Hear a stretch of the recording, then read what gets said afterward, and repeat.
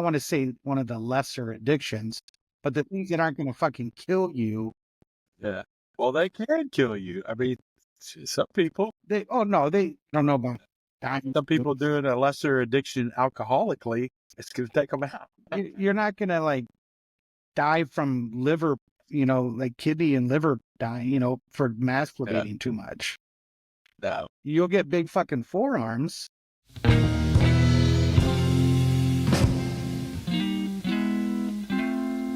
All right, cool. All is well. All right, you want to get this going? Oh, yeah, let's do it. All right. Welcome back. Yeah, good to be here. Welcome, Yep. my brothers and sisters, the 2 old goats. Yeah, here we go. Number 26. We missed a week, Yeah, but we were big. it happens. It's all right. Yeah, absolutely. So, well, Good stuff. let's get uncomfortable. Let's do it. You ready? Yeah, you got something you want to share, talk about? I kind of came out of a conversation I had last night. Okay. I want to talk about one chip wonder. A one-chip wonder. Yeah. Okay. You know what that is, right? This guy. There you go. You're a one chip wonder. I am a one-chip wonder. Okay. Yeah. And here's where I'm going with it. I mean, it can go a lot of places. I've gave a little meditation time, but kind of where I want to go with it was a conversation I was having last night, actually with little Chrissy, talking about how come we can't use this to solve our other problems, and how come it doesn't work, and it works on, alcohol, but it doesn't work on, eating or something like some other problem. Okay. So, we talked a lot about it, and of course, a lot of the usual answers, which we'll get into. But also what I was thinking was, it just came to me, what does, what does it take, and like the person that comes in and they just, they only got one chip and they're done. Okay. You know what I mean? And I think that's kind of where I'm going with it is whatever it takes, we have to get to the point where we're done, maybe. So I just kind of wanted to maybe entangle a little bit of your story, like when you first came in terms of, where you were and stuff like that, and why you think maybe you were this one chip wonder that the unicorn in AA. Well, I think the word done's not the fucking right word. I think the word's dead. Yeah. That's a little bit more descriptive. Yeah. I like that. And it fits the literature. Yeah, I think that's ultimately it. I mean, you can sit there and say you're done, Right. and you could really fucking mean it this time. Yeah. Well, that's the thing, we joke about alcoholics being big liars and saying, yeah, you said you were done last time or whatever. Right. You know what? Pretty much every time I said, fucking, I'm never doing that again. At that moment, I meant it. Yeah. With everything I had, I wasn't lying. I just didn't know that it wasn't up to me. That's why you have to die, dude. I mean, you have to be fucking dead. Yeah. And the most important part, because I have sponsored guys that were dead. And they got it. They were getting going on it. But, we were talking to Danny about it the other day that, did you get why you're dead? Right. There's time limit on that. It could be a couple of days. It could be a couple of weeks. It'd be a couple of months. Fuck, it could be a couple of years. You don't know. That's right. I think that's why it's important that you have to be dead when it's done, glimmer of hope. If you're like just trying to appease the wife or just trying to appease the courts or appease your job or whatever, I don't even think you're riding the grace period at that time. I really don't. And looking at the history, you told me, about my history. Thing with the drugs, it was the same thing with alcohol, the same thing with cigarettes. None of that was up to me, man. Because honestly, Richard, I mean, you were there with my cigarette smoking. If it was up to me, I would still be smoking. Oh yeah, 100%. I remember trying to smoke while on the oxygen machine. Right. It Oh yeah. wasn't working. You're not the first person I've seen do that, but yeah, that's a tough one. And that's the big part of it. And I'll throw this little twist in there, and this is just for you, because I don't know that we've ever talked about it. Think of it and see if it's right. When you got here, you didn't know you were dead. You didn't know you were done. I think you had to be here for a minute before you realized, fuck that, I'm done with it. I mean, you know what I mean? I I know you didn't have other options, but talk about that a little bit. Am I right about that? Well, yeah, I mean, there was, of course, the alcoholic haze for a while. I didn't know what the fuck was going on.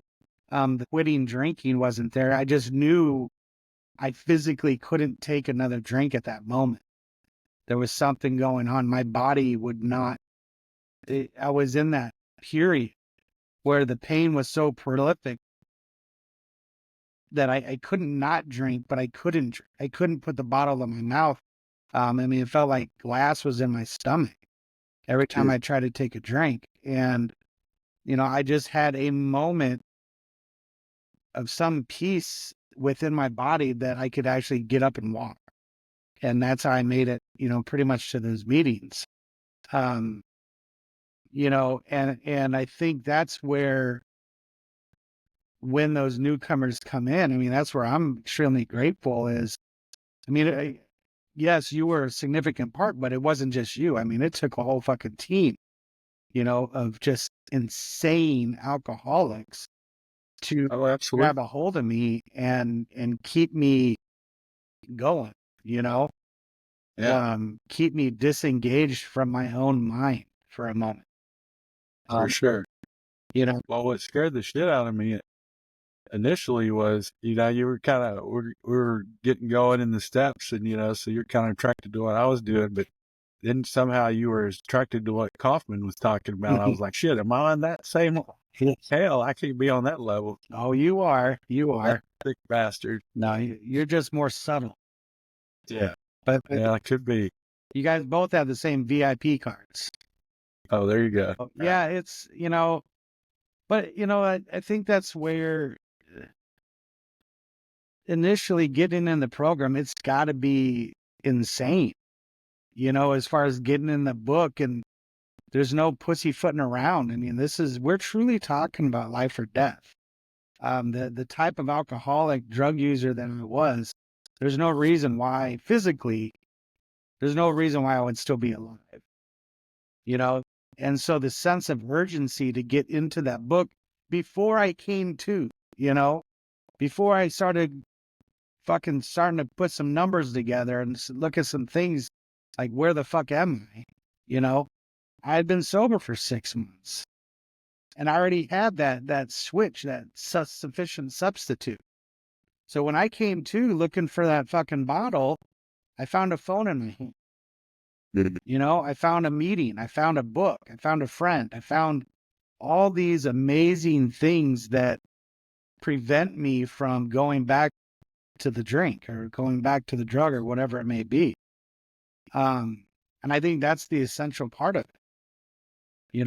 So when I see a newcomer come in crying and just scared to death, and you can see that deathly scared look, fear in them, those are my favorite, man. When they come in, they're like, I don't know what the fuck's going on. Grab that motherfucker, let's go. Yeah. Yeah. All right. I remember. So yeah, I remember when one of the first meetings I went in, I looked up there, they had the damn promises up there. And I went, well, this is some sales scam. Yeah. Telling me everything I want to hear on the first day. See, I couldn't even read on my first day. Yeah. Yeah. Well, I'd had enough Miller Lights that I could read in that meeting. You know, there wasn't no way early on. There wasn't no way I could go to a meeting sober. You kidding me? Shit, those people are crazy. Yeah. I wasn't shit faced, but you know, I had a few beers and stuff. Yeah. I was the most popular guy at the meeting. I bet you were. I was, and after the meeting, everybody wanted to talk to me. They gave me a free book and everything. Shit. Yeah. You know what? I don't even know if I paid for my first book. Oh, you paid for it? Oh, I paid for it. I don't think I Yeah. I don't know if I ever paid for it. Yeah. Yeah. No. You might owe the group something, but shoot, as much as you put in, much as we put to that group in terms of, you know, everything else, we're square. Yeah. God's happy. I got a whole case of them somewhere. Yeah. I give them away as often as possible. Yeah. So talking more about getting to the dead, you know. Yeah. You know, what do we get there? I mean, the question was, why doesn't this work in other areas of my life? Why can't I just apply it, you know, and go from there? Yeah. And I think it has a lot to do with AA too, you know. Kind of the reason I'm coming up with, and I don't just see if yours is the same, but you know, I read that book a lot before I got sober. Yeah. You know, I went to treatment three times. You know, me and Bill got a lot in common. But, you know, within that time period, I read that book. The first 164 pages I had actually read 3 times. Yeah. And I knew it. I learned it enough to know where the jokes and stuff are. You know, like it talks about sex on page 69 Right. and stuff like that. But, you know, tell people it talks about sex on page 96. There you go. That's, You know, those kind of jokes. that's even funnier. Yeah, so I knew that kind of stuff, but it was knowledge, and I think I was still, my ego was saying I can grab this knowledge and I can still solve it, Yeah. instead of surrendering to it and say, and in my heart knowing, you can't solve this. Yeah. You know, you have to surrender to this, and I think that's what we're missing in that other stuff, because maybe it's not killing us as fast, Yeah. but to get to that surrender point, Yeah. you know? Well, every amazing story, right, of complete transformation of a human, right, story I've ever read, all started with, and again, everybody asks, "What'd you do? What'd you do?" They all say, "I just woke up and I didn't want to do it anymore." You know, I did. Yeah. Right? I'm done. And I just started doing something different. And that, in our book, is called a complete psychic change. Right? Right. Now, Right. I think, this is just my opinion, I think the issue that may come across with that is in alcoholism and drug addiction, right? Those things is so fucking immense that the depth of the death is so deep that we can get in this book during that psychic change. I'm fucking dead. What do you got? You know, where the depth of the death or the depth of the pain and suffering of eating or porn addiction or whatever else, I don't think it is as depth or as deep. So truly, I think you still need the psychic change, right? You still need to be doing different things. You know, I didn't go to bars. You know, I didn't have alcohol around me. It's, you know, I didn't have any cigarettes with me at all times, you know, and that's the beginning, right? That's during that psychic change, you still have to eliminate.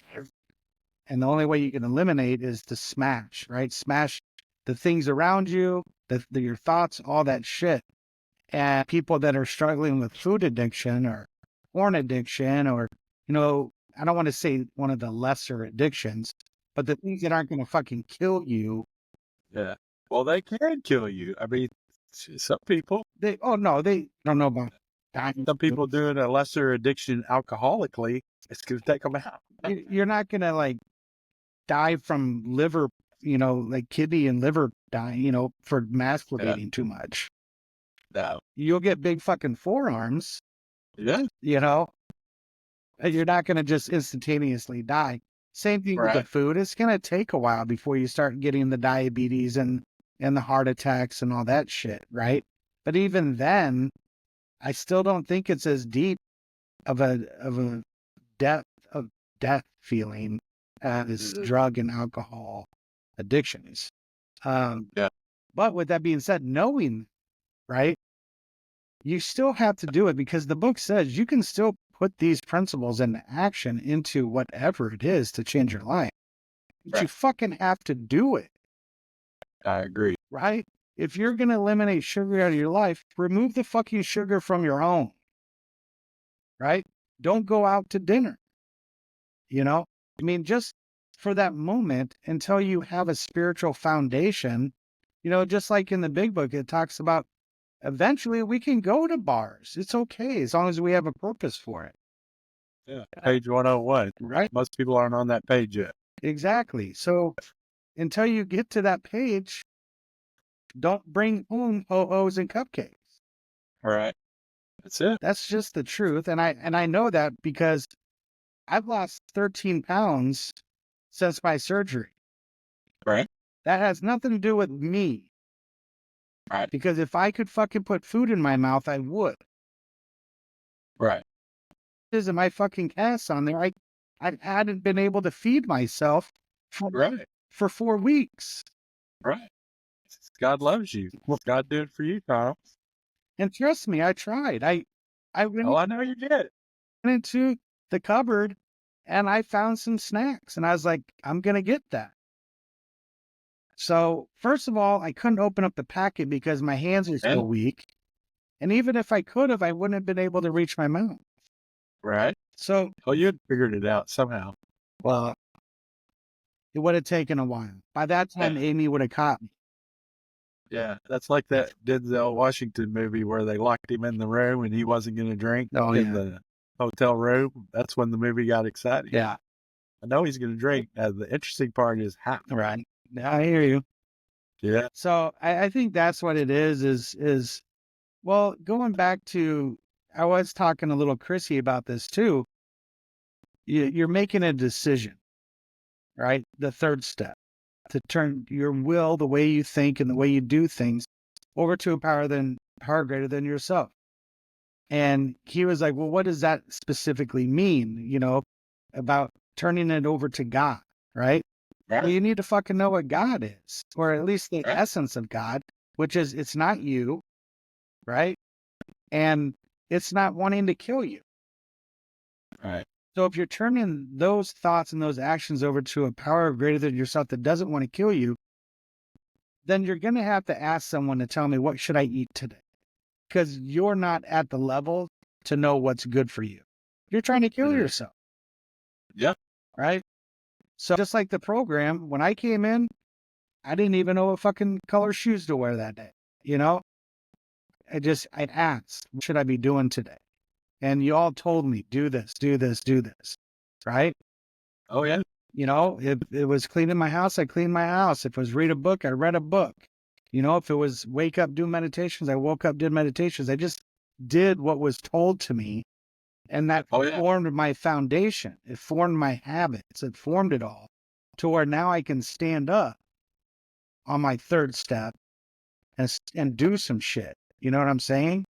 Mm-hmm. And if at any point in time I decided that I don't want to do anything you guys are suggesting, then I need to go back to my fucking third step. That's it. That's the key. Well, it's funny because it's one of the things I told him is told him you need the third step.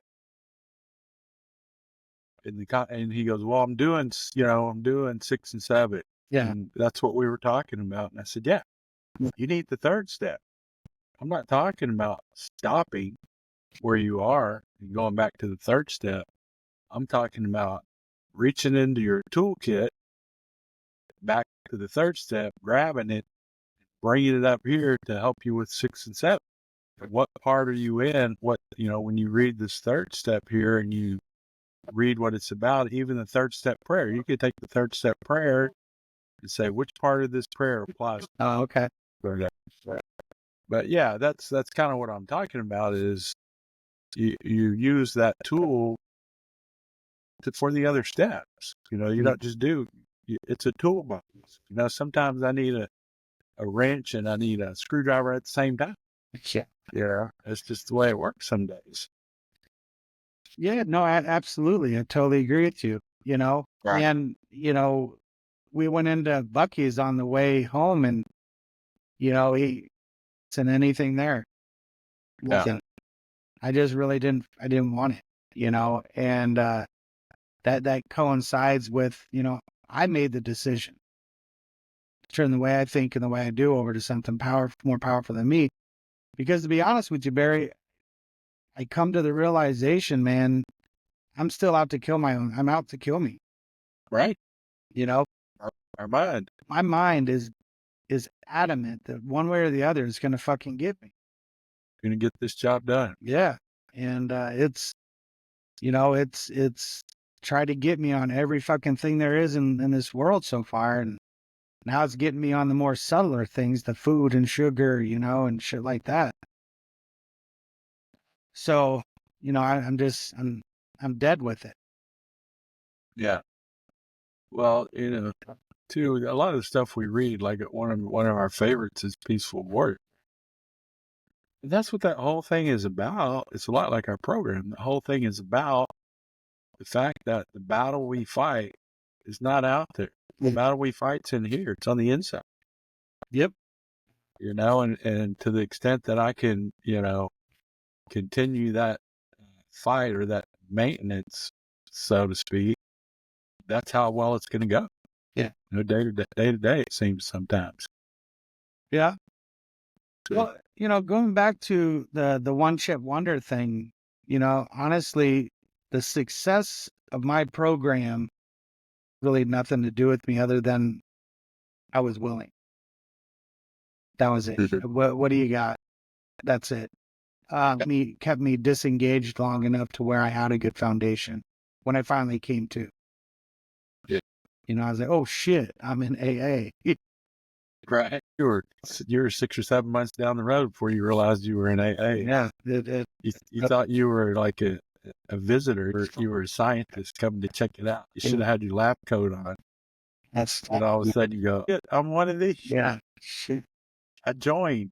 See, when did I join? And that's why I was adamant never going to a rehab. Motherfuckers would have kept me, like AA kept me. I knew eventually wherever I checked in at, right, the motherfuckers weren't going to let me go. Yeah. So you're not you never ever do you get to run loose again. I don't. Yeah. So Good. Well, that's kind of, you know, one of the things I've been thinking about here lately, kicking around. Yeah. And you know, kind of getting to that point of what does it take to get off the nail, and Yeah. And I think it's a lot what you're saying. I know with, you know, when I got sober, it wasn't as immediate as that. I still, for a while, felt like I had control. Yeah. But, you know, whenever it was over, it was obvious that it wasn't up to me, and I didn't make that decision because when I got home, there was 3/4 of a bottle of Captain Morgan's rum left. Yeah.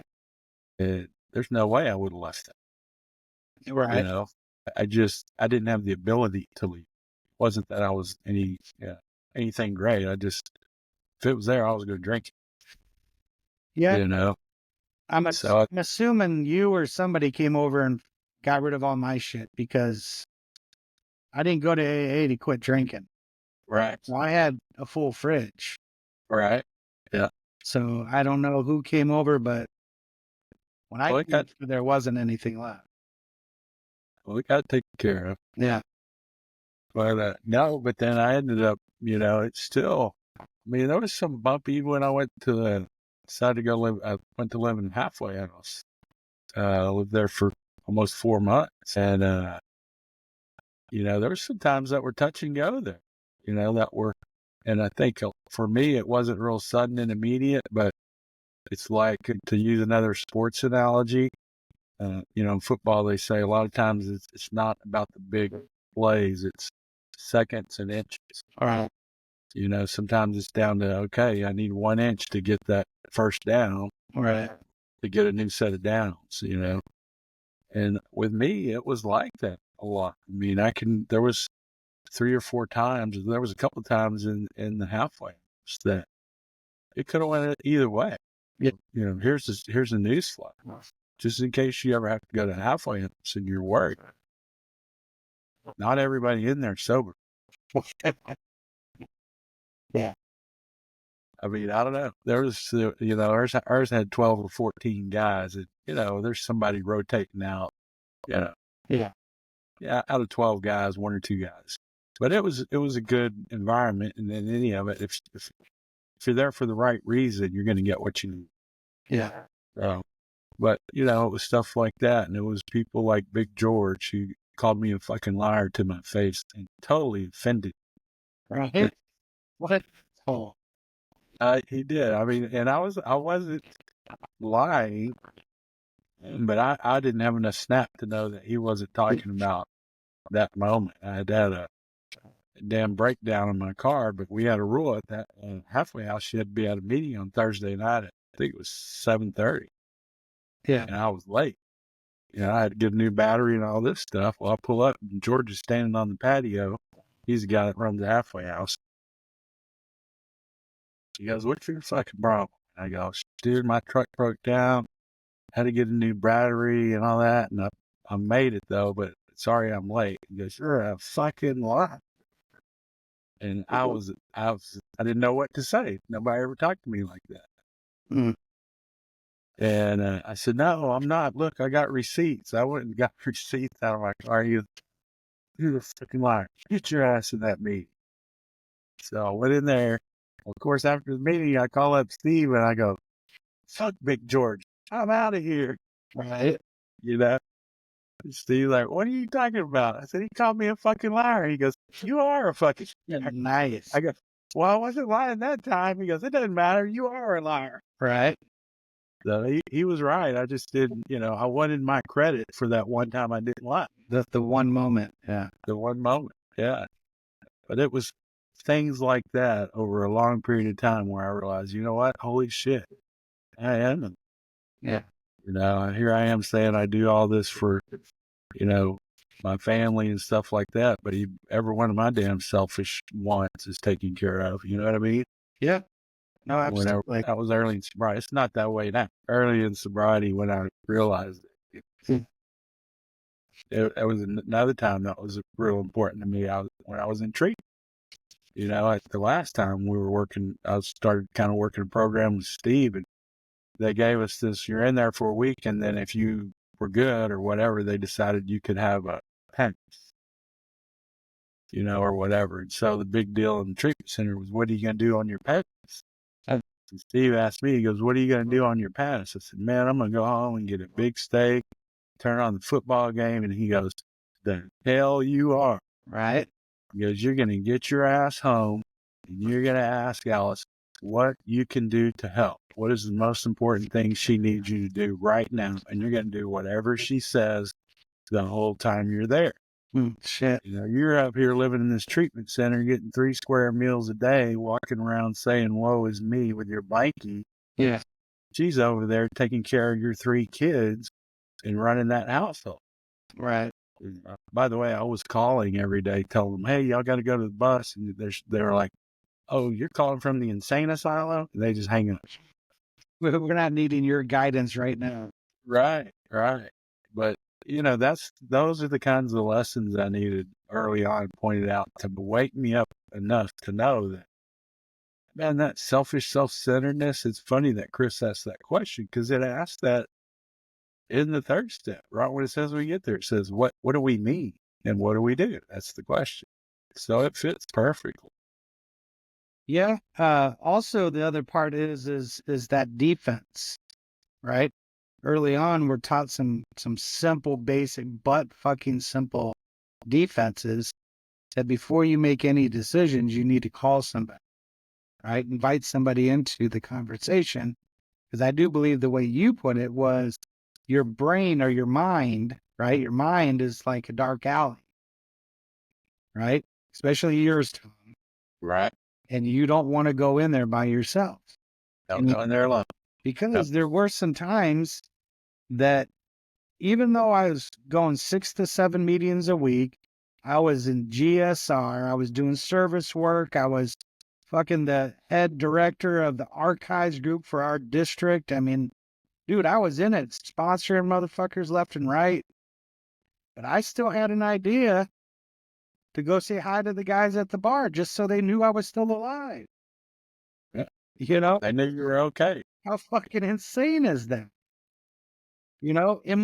To like, no, I'm not going to go drink. I'm sober, you know? Right, Like, right. tell them that I'm okay.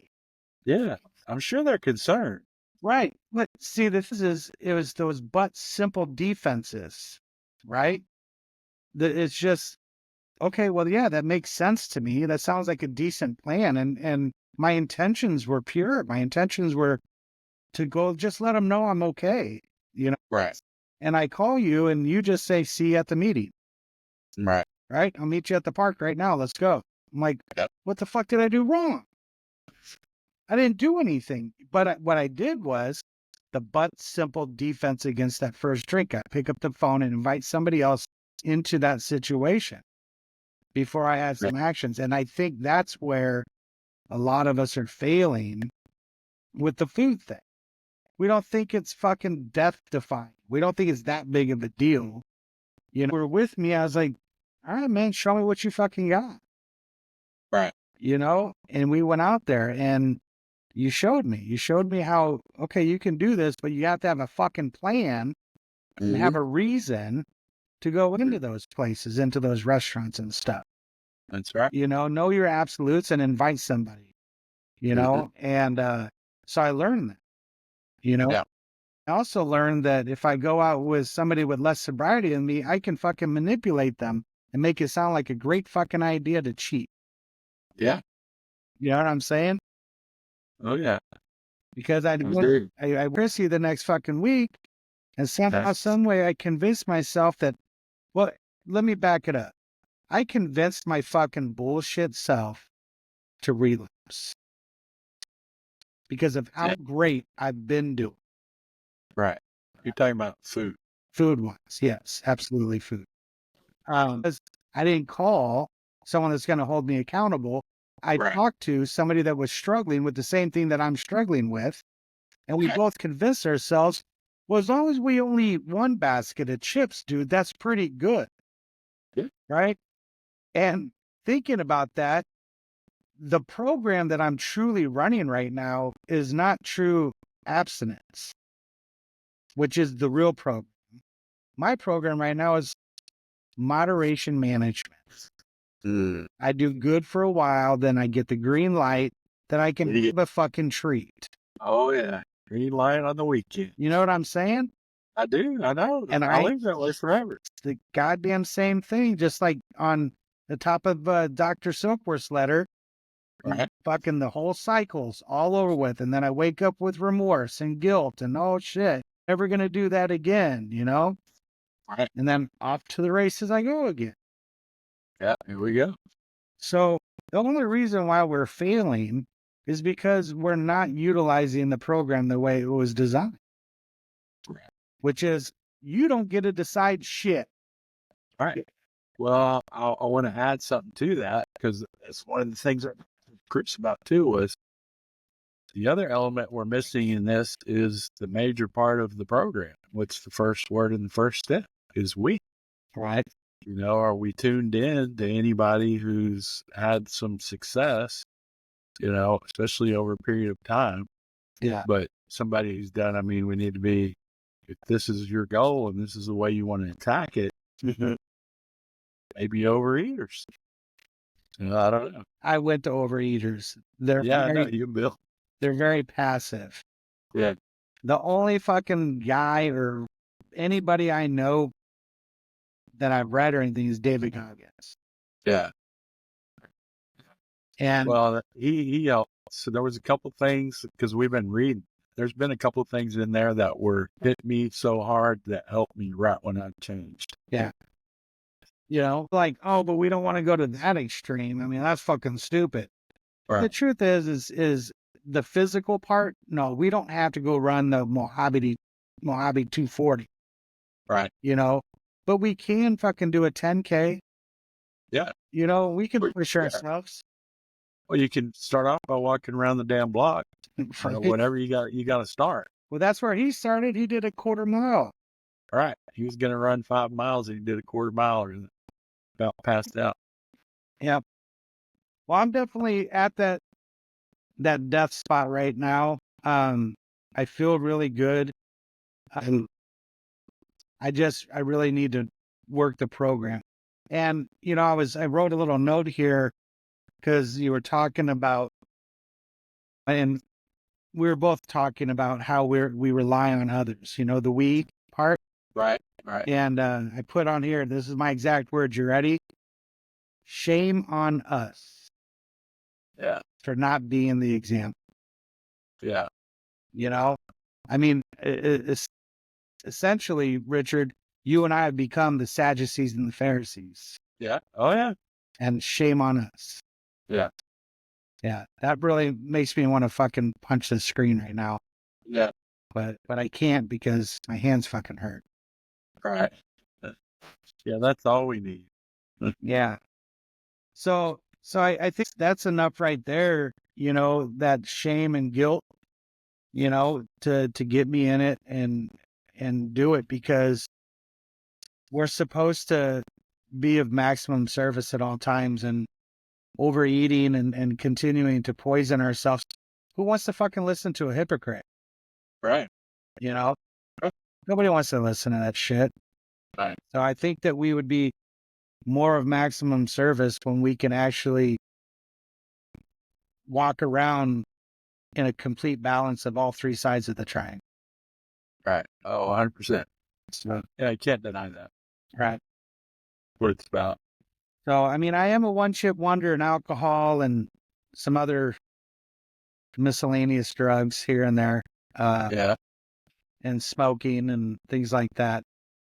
But I'm definitely a reoccurring relapse motherfucker with food. Right.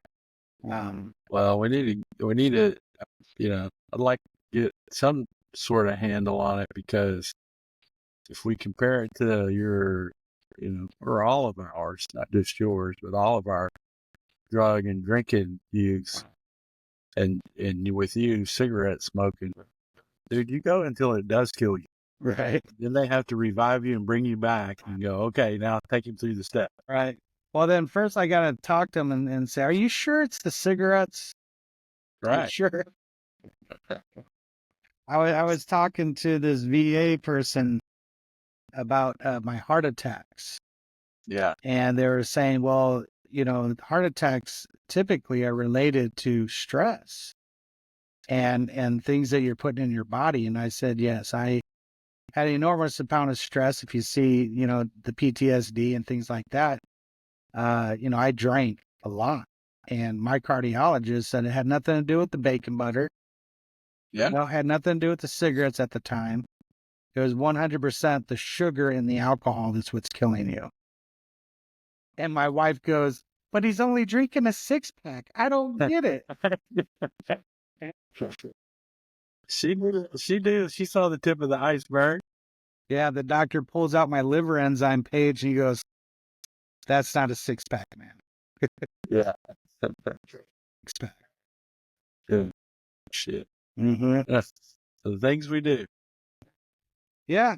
So I think that's it, Barry. I think to utilize our defenses against that first bite, because once it gets in our mouths, it's all over with, man. The body takes over and we can't stop. Yeah. Sad singing and slow walking. Yep. And what we have is mental insanity. Yeah. That's what we got to work on. You got to get that psychic change. Okay. Well, that was kind of what I've been thinking about lately. Yeah. A whole lot else going on. I was dealing with some bullshit at work, but work, it's not important. Yeah. Nobody wants to hear that shit. Yeah. Well, there's somebody that would like to listen to it. Right. At least they could identify, right? Everybody's dealing with some bullshit at work. Right. Yeah. Yeah. Now there's people out there, they want to talk about that nothing. Yeah. That don't mean shit talk. Yeah. So little Chrissy he was like, dude, we should break the fucking internet. And I go, what are you talking about? Because we had some good talks. And he was asking me all these questions about what my true on religion is, right? My true viewpoint on feminism, my few viewpoint on the LGBTQ shit, you know, all that stuff. Right. Yeah. And dude, it was just him and I. You know, there was no recordings, there was nothing, and I fucking let it out. Yeah. He's like, Jesus, Tom, you got to fucking put that on the internet. And I go, I like my fucking job, dude. Right. Are meant for the world to hear, bro. That's right. You got to, well, he can't you know, this newer generation, they're into all this shock and all that stuff. But they don't realize, you know, you really need to be careful about scaring the normal people. Exactly. You know, that's not a good, you get the normal people all riled up, you may have an issue. Right. Because it's not like they're logical or any of that shit. Yeah. No, I agree. I think I can share some of my viewpoints, you know, with candor but with you know, I can share it with love, you know. Yeah. Closed doors, I have a different way of my viewpoints a little bit. Right. More aggressive, I guess the word would be. Yeah. Well, you know, we all want to be God, so yeah, we want it the way we want it. Well, we are all gods, Richard. If you just read the part in the Bible, it does say that we are all gods. We can create and we can destroy. Absolutely. Most of on that are words. What did? Well, those are the worst. Mm-hmm. So, did you find out if God enjoys you or not?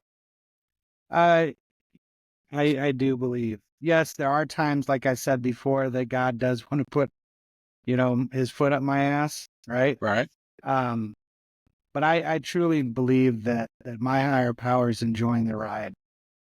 You know, because I'm not the person that is worried about, you know, how safe and neat I'm gonna get to the finish line. You know, right? I'm gonna ride this motherfucker. You know, let's get busy.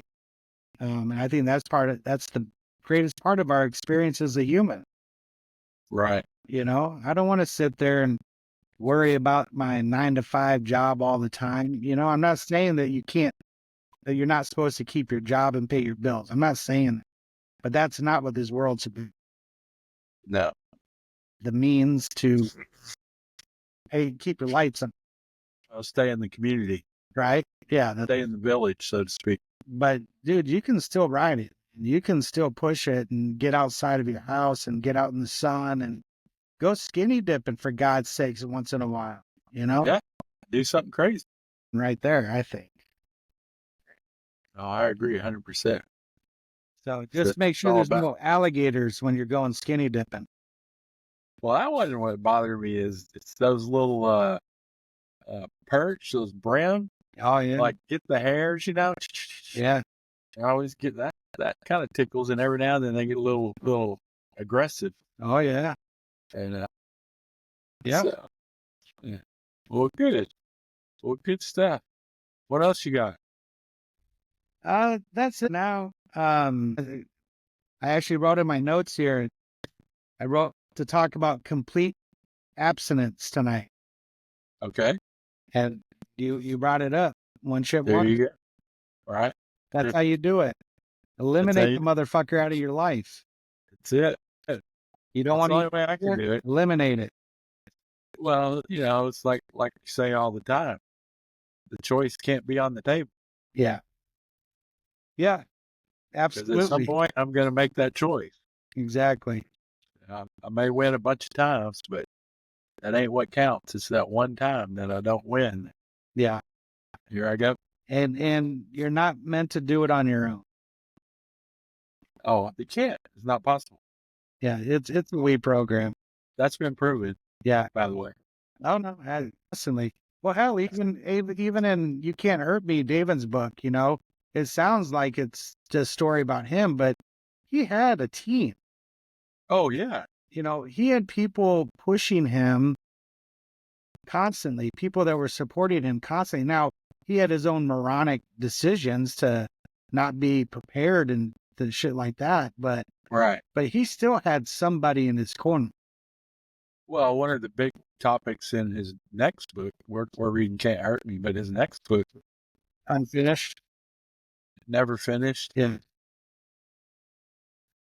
One of his big topics is who does he allow in his foxhole? That's what we need to talk about next time. You know what I mean? Yeah. You don't just let anybody in your foxhole just because they like you or they want to help you or whatever. You damn well better know who you're letting in your foxhole. And you know what? You could really branch that off into, our book spends a lot of time distinguishing a difference between real alcoholics and heavy drinkers. Yeah. And, if you're a real alcoholic, you don't need to have heavy drinkers in your foxhole. You need to have some real alcoholics that have the solution and have solved the problem. Yeah. You know what I mean? I do. I know exactly what you mean. Yeah. I've hung out with heavy drinkers. Yeah. Oh, yeah. Yeah. I love to hear their stories because I'm like, okay, so when do you get to the good part? And Right. they're finished. Like, okay, you're not an alcoholic. That doesn't qualify. Right. Yeah. When you hear that, yeah, then the doctor said, just if you don't quit drinking, you're going to die. So here I am. Here I am. Like, wait, what? I don't understand. How did you quit? Right. A doctor told you to quit? That makes no sense to me. Yeah. What the hell? You got to drink through that shit. Right. It's like throwing up. You learn to like it because then you could drink more. In the beginning, it's not so much fun, but then after that, you go, oh, well, that's not so bad. It really wasn't. Yeah. If you know how to do it right, it doesn't bother you. Right. Exactly. And the skunky beer that I used to drink. Yeah. And I remember, I don't know why it came to me, but I remember there was a time where, towards the end, couldn't eat. Yeah. And if I was going to eat anything, I had to have some drinks. Yeah. And I was still working at the seafood restaurant. So I'd get off work and dude, I was in bad shape. Yeah. So I hadn't eaten nothing because I couldn't eat. And I would have to get a few drinks down me. And those first few drinks, you're going to throw them up, or I would. Yeah. Get them down and try to hold them down as long as I could so that maybe it would take some effect. Mm-hmm. And then it'd throw it up. Yeah. Then I'd give me another one and throw it up. And finally, eventually, one of them would kind of stay down for a minute. And then in a few minutes, I'd get another one down, and then that. Yeah. Okay. Now I can stop and get something to eat. And then I could eat. Of course, I had to keep drinking, but yeah, that's the only way I could eat sometimes, Yeah, when I drank, ever. Yeah. Once I started drinking, I was done eating. In fact, that's the only way that Amy could get me to quit drinking, was she would trick me. She's like, hey, it's almost 2:00. This is 2 a.m. Right. She's like, what about some chicken nuggets or some Taco Bell? I'm like, I guess I could go for some, And she's like, yeah. And she'd take me, and she knew as soon as I fucking took a bite, I was out. Yeah. Either Tin Cup, the movie Tin Cup, or the movie 300. And she put those fucking double cheeseburgers in front of me, or the double-decker tacos, and I was out. Right. The other interesting thing is when I drank, I never sat. I always stand up because I felt that I could drink more because I'd fill up each leg. I got you. So, yeah, it's weird. They're like, here, just have a seat. I'm like, why? Yeah. I'm fine. This was like an Olive Garden and shit. I'm going to stand. I'm drinking now. Yeah. I can eat anything. I'm going to drink. Yeah. Yeah. So, yeah, some people don't get that. My neighbor used to never get that. We'd be mowing the grass, and he'd mow the front yard, and he'd mow his front yard. And hey, let's take a break and drink a beer. I go, all right. Yep. We drink a couple beers, and some bitch would get up and go mow the backyard. And I'm like, where the fuck are you going? Right. Oh, mow the backyard. I go, we're not mowing, we're drinking. We switch channels, dude. Keep up. The Yeah. fucking insanity, man. It's Yeah, insanity. absolutely. Well, good. All right. Well, that's all I got, man, All this right. time. Good. Well, I think let's talk about the foxhole. Who's in our foxhole next episode? Okay. I think We'll that'd do be a it. good one. I mean, I'm talking full fledged. Who needs to be in your foxhole for Yeah. the most robust life possible? Right. Well, that's good. Let's talk about it because I got an idea I want to talk to you about, when we get done offline, so to speak. But Okay. it kind of lines up with it. All right. Sounds good, brother. Yeah, good. All right, you guys. Well, thank y'all. Yeah. Get out and get some sun. Peace out, bitches. Peace out. See y'all. All right.